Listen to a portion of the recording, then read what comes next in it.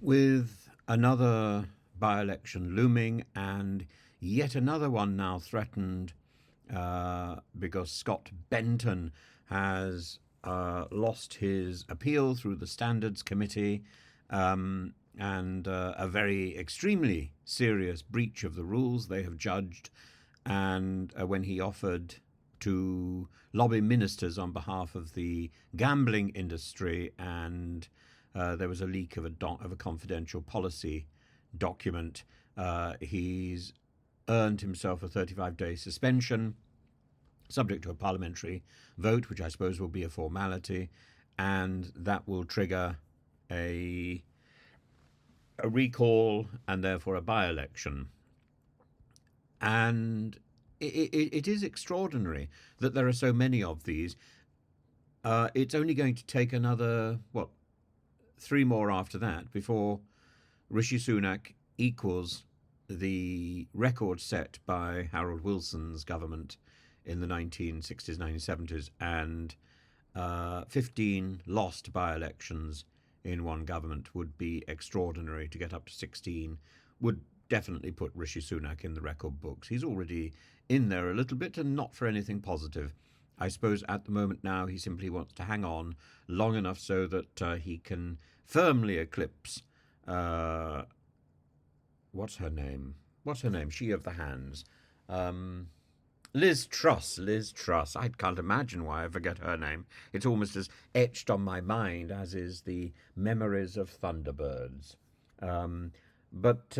Yeah. So there's that, and at the same time, I think it's worth it's worth remembering the election success of the Labour Party, and the who's it? The fellow who won in Kingswood. His partner is Yossi Felderbaum, who is an Israeli-born husband, and I forget the name. I forget the name of the fellow who actually won. That's absurd, isn't it? That's absurd. But I think it's quite a positive sign. So if you want sort of serious insight into the Israeli Damian Egan.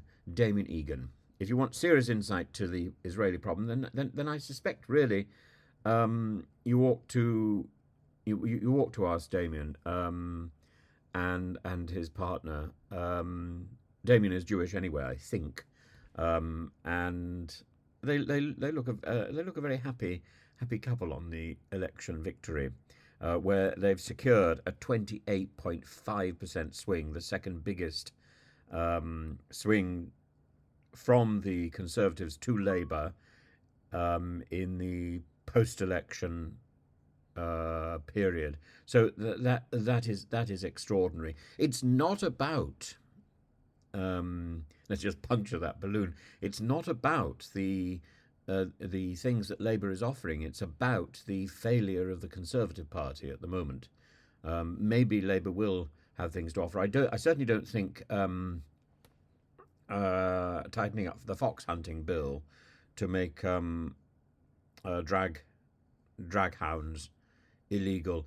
I don't think that's the way forward. That's more of the class politics stuff, and I think also the attack on private education. Given the fact that so many people now turn to private education to supplement the poor education that their children are receiving in state schools, I think adding VAT is going to make it much harder for children to get personal and good tuition.